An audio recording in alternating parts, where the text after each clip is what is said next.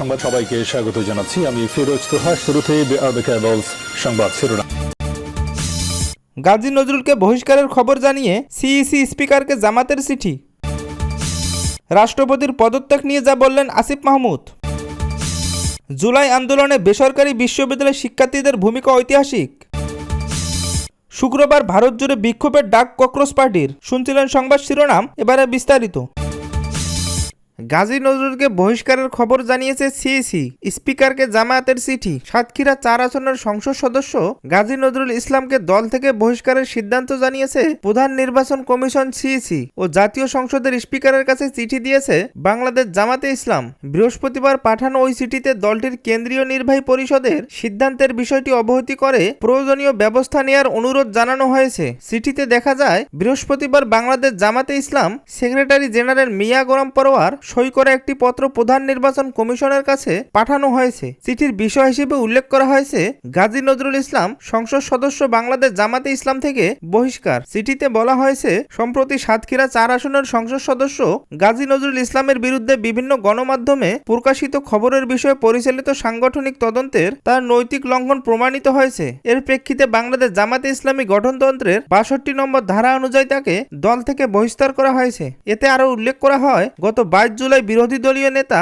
ও আমিরে জামাত ডক্টর শফিকুর রহমানের সভাপতিত্বে অনুষ্ঠিত বাংলাদেশ জামাতে ইসলামের কেন্দ্রীয় নির্বাহী পরিষদের এক জরুরি বৈঠকে সর্বসম্মতিক্রমে এ সিদ্ধান্ত গৃহীত হয়। চিঠিতে প্রধান নির্বাচন কমিশনের উদ্দেশ্য করে বলা হয়েছে, গাজী নজরুল ইসলামকে দল থেকে বহিষ্কারের বিষয়টি আপনার অবগতি ও প্রয়োজনীয় ব্যবস্থা গ্রহণের জন্য দাখিল করা হলো। একই চিঠির অনুলিপি অবগতির জন্য জাতীয় সংসদের স্পিকারের কাছেও পাঠানো হয়েছে বলে পত্রে উল্লেখ করা হয়েছে। এর আগে বাংলাদেশ জামাতে ইসলামী আনুষ্ঠানিকভাবে ঘোষণা দেয় যে সাতক্ষীরা 4 আসনের সংসদ সদস্য গাজী নজরুল ইসলামের বিরুদ্ধে বিভিন্ন অভিযোগের বিষয়ে সাংগঠনিক তদন্ত পরিচালনা করা হয়। তদন্তে অভিযোগের সত্যতা পাওয়ার দাবি দলটির কেন্দ্রীয় নির্বাহী পরিষদ তাকে গঠনতন্ত্রের 62 নম্বর ধারা অনুযায়ী দল থেকে বহিষ্কারের সিদ্ধান্ত নেয়। সেই সিদ্ধান্তের ধারাবাহিকতায় এবার বিষয় প্রধান নির্বাচন কমিশন ও জাতীয় সংসদের স্পিকারকে আনুষ্ঠানিকভাবে অবহিত করে প্রয়োজনীয় ব্যবস্থা গ্রহণের জন্য চিঠি পাঠানো হয়েছে। রাষ্ট্রপতির পদত্যাগ নিয়ে যা বললেন আসিফ মাহমুদ। রাষ্ট্রপতি মোহাম্মদ শাহাবুদ্দিনের পদত্যাগ নিয়ে আলোচনার মধ্যে এবার বিষয়টি নিয়ে নিজের প্রতিক্রিয়া জানিয়েছেন জাতীয় নাগরিক পার্টি এনসিপির মুখপাত্র আসিফ মাহমুদ সজীব ভুঁইয়া। বৃহস্পতিবার সামাজিক যোগাযোগ মাধ্যম ফেসবুক দেয়া এক পোস্টে তিনি বলেন, রাষ্ট্রপতি মোহাম্মদ শাহাবুদ্দিন অবশেষে অপসারণ হচ্ছেন, এটাই সুসংবাদ। পোস্টে তিনি লেখেন, রাষ্ট্রপতির বিষয়টি অনেক আগেই রাজনৈতিকভাবে নিষ্পত্তি হওয়া উচিত ছিল। বিএনপিকে বারবার সতর্ক করা হলেও বিষয়টি যথাযথ গুরুত্ব পাননি। সময় মতো উদ্যোগ নেওয়া হলে আজ এত আলোচনা সমালোচনার অবকাশ থাকতো না। অবশেষে অপসারণ হচ্ছে, এটাই সুসংবাদ। উল্লেখ্য, মোহাম্মদ শাহাবুদ্দিন 2023 সালের 24 এপ্রিল বাংলাদেশের 22তম রাষ্ট্রপতি হিসেবে শপথ নেন। আওয়ামী লীগের মনোনয়নে তিনি বিনা প্রতিদ্বন্দ্বিতায় নির্বাচিত হন। সংবিধান অনুযায়ী তার 5 বছরের মেয়াদ শেষ হওয়ার কথা 2028 সালের এপ্রিলে। 2024 সালের 5ই আগস্ট ছাত্র জনতার অভ্যুত্থানের মধ্য দিয়ে আওয়ামী লীগ সরকারের পতনের পর দেশের রাজনৈতিক পরিস্থিতিতে বড় পরিবর্তন আসে। সেই সময় ফ্যাসিবাদী প্রধানমন্ত্রী শেখ হাসিনা পদত্যাগ করে দেশ ছাড়েন। পরবর্তী সময়ে সংসদ বিলুপ্ত, অন্তর্বর্তী সরকার গঠন সহ গুরুত্বপূর্ণ রাজনৈতিক প্রক্রিয়াগুলোকে রাষ্ট্রপতি হিসেবে দায়িত্ব পালন করেন মোহাম্মদ শাহাবুদ্দিন।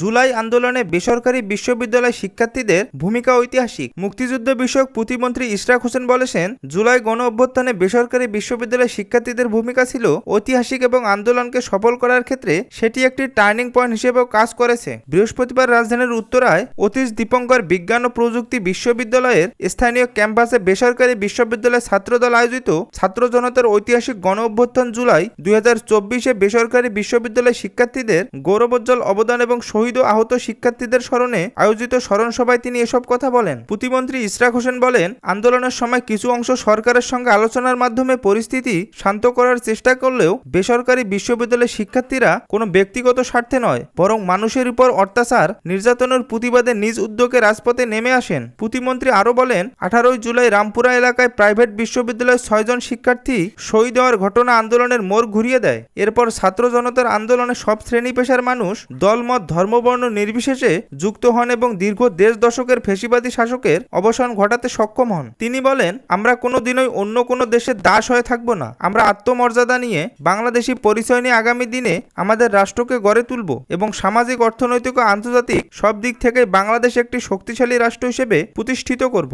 আন্তর্জাতিক পরিমণ্ডলে বাংলাদেশকে একটি উজ্জ্বল নক্ষত্রের মতো গড়ে তুলতে চাই। ইশরাক হোসেন বলেন, জুলাইয়ের পুরো উত্তাল সময় আমি কারাগারে বন্দী ছিলাম। বাইরে থেকে পাওয়া খবরের ভিত্তিতে আমি জানতে পারি 16 ও 17 জুলাই আন্দোলন দমনের তৎকালীন স্বৈরাচারী সরকার ঢাকা বিশ্ববিদ্যালয় সহ বিভিন্ন পাবলিক বিশ্ববিদ্যালয় ক্যাম্পাস দখলে নেয়। ঠিক সেই সময় 18 জুলাই বেসরকারি বিশ্ববিদ্যালয় শিক্ষার্থীরা নানা প্রতিকূলতা উপেক্ষা করে আন্দোলন সক্রিয়ভাবে অংশ নেন। কারাবন্দী জীবনের অভিজ্ঞতা তুলে ধরে ইশরাক হোসেন বলেন, 20 জুলাইয়ের পর বহু শিক্ষার্থীকে গ্রেপ্তার করে কারাগারে নেওয়া হয়। তাদের অমানবিক পরিবেশে রাখা হয়েছিল। একটি ছোট কক্ষে 5-6 জনকে গাদাগাড়ি করে রাখা হয়। কয়েকদিন পর্যন্ত পরিবারের সঙ্গে যোগাযোগ কিংবা প্রয়োজনীয় কাপড় চোপড় নেওয়ার সুযোগও দেওয়া হয়নি। এত প্রতিকূলতার মধ্যেও তারা মনোবল হারাননি। তিনি বলেন, উত্তরা, রামপুর, বাড্ডা সহ বিভিন্ন এলাকায় বেসরকারি বিশ্ববিদ্যালয়ের শিক্ষার্থী ও ছাত্র জনতার ভূমিকা জাতি গভীর শ্রদ্ধায় স্মরণ করবে। যতবার জুলাই আসবে ততবারই তাদের আত্মত্যাগ ও অবদান স্মরণ করা হবে। বাংলাদেশের স্বাধীনতা, সার্বভৌমত্বের প্রসঙ্গ নিয়ে তিনি বলেন, 1971 সালের মহান মুক্তিযুদ্ধের মাধ্যমে বাংলাদেশ স্বাধীন রাষ্ট্র হিসেবে প্রতিষ্ঠিত হয়েছে। সেই চেতনায় যে কোনো আধিপত্যবাদী শক্তির বিরুদ্ধে বাংলাদেশ সবসময় রুখে দাঁড়াবে। আয়তনে ছোট হলেও জনসংখ্যার দিক থেকে বাংলাদেশ বিশ্বের 8ম বৃহত্তম দেশ উল্লেখ করে তিনি বলেন, বাংলাদেশ কখনো অন্য দেশের দাস হয়ে থাকবে না। ইশরাক হোসেন বলেন, তরুণদের রাজনীতিতে সম্পৃক্ত করতে প্রধানমন্ত্রী তারেক রহমান গুরুত্বপূর্ণ ভূমিকা পালন করছেন। তিনি জানান, তার নিজের রাজনৈতিক উত্থানের পেছনেও তারেক রহমানের গুরুত্বপূর্ণ অবদান রয়েছে।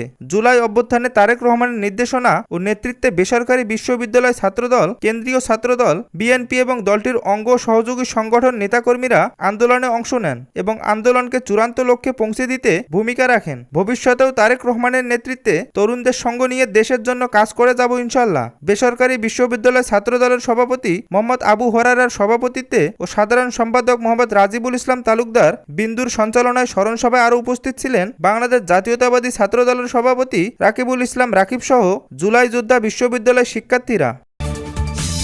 শুক্রবার ভারত জুড়ে বিক্ষোভের ডাক ককরোচ পার্টির। ভারত জুড়ে পুলিশ সহিংসতার শিকার মানুষের পাশে দাঁড়াতে দেশব্যাপী বিক্ষোভ কর্মসূচির ডাক দিয়েছেন ককরোচ জনতা পার্টি সিজেপি।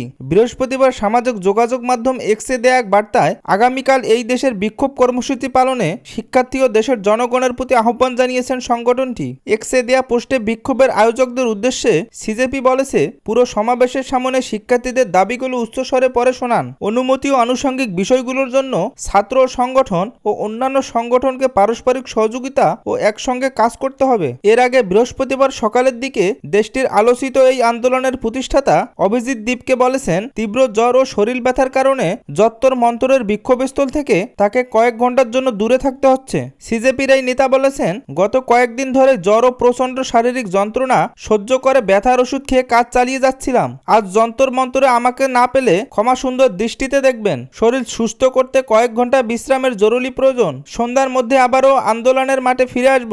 দেশটির কেন্দ্রীয় মন্ত্রী জিতেন্দ্র সিং বলেছেন, আলোচনার জন্য কেন্দ্রীয় সরকার 4 বার সিজেপির সঙ্গে যোগাযোগ চেষ্টা করলেও কোনো সাড়া মেলেনি। স্বরাষ্ট্রমন্ত্রী অমিত শাহের সঙ্গে বৈঠক শেষে তিনি বলেন, শিক্ষার্থীদের সঙ্গে আলোচনার দরজা সরকারের পক্ষ থেকে সবসময় খোলা রয়েছে। তিনি বলেন, আমরা 4 বার তাদের সঙ্গে কথা বলার চেষ্টা করেছি, কিন্তু কোনো উত্তর পাইনি। আন্দোলনকারীরাই চাইলে আলোচনার জন্য জেপি নাড্ডার বাসভবন কিংবা কার্যালয়ে আসতে পারেন। এর আগে একই দিন সকালে প্রথমবারের মতো প্রশ্ন ফাঁসে জড়িতদের কঠোর ও দ্রুততম শাস্তির আশ্বাস দেন ভারতের প্রধানমন্ত্রী নরেন্দ্র মোদী। তিনি বলেন, আমাদের তরুণ প্রজন্মের ভবিষ্যৎ নিয়ে সিনেমিলি খেলার চেষ্টা করা কাউকেই রেহাই দেওয়া হবে না। সামাজিক যোগাযোগ মাধ্যম দেয়া পোস্টে তিনি বলেন, প্রশ্ন ফাঁসে জড়িত অপরাধীদের দ্রুত সাজা নিশ্চিত করতে আমরা দ্রুত বিচার আদালত গঠনের সিদ্ধান্ত নিয়েছি। এ বিষয়ে দ্রুত কার্যকরী পদক্ষেপ নিতে সংশ্লিষ্ট প্রশাসন ও কর্মকর্তাদের প্রয়োজনীয় নির্দেশ দেওয়া হয়েছে। দেশটির প্রধানমন্ত্রীর এই ঘোষণার পরপরই শিক্ষামন্ত্রী ধর্মেন্দ্র প্রধানকে অবিলম্বে বরখাস্ত করার দাবি নতুন করে স্মরণ করিয়ে দেয় সিজেপি।